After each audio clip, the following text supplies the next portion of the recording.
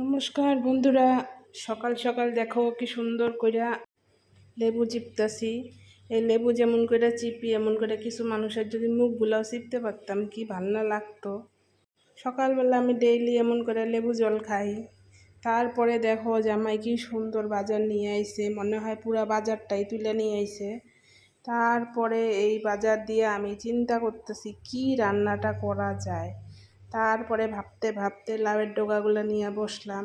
এই যে লাউয়ের ডগাগুলো সুন্দর করে কাটতেছি, কি সুন্দর করে কাইটা কাইটা ভাবতেছি কি রান্ধুম। লাউডের শাকটা তো কাটতেছি, শাক ভাজা করুম না তরকারি বানামো কিছুই বুঝে পাইতেছি না।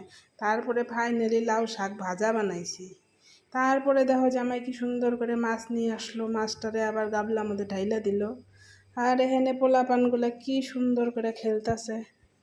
অগো খেলা দেখা আমারও ছোটোবেলার কথা মনে পড়ে গেল গা। আমরাও এরকম করে খেলতাম এক সময়। তারপরে এগুলা হয়ে যাওয়ার পরে বিকালে একটু বাজার গেছিলাম। তো বাজার যায় কি আর শান্তি আছে।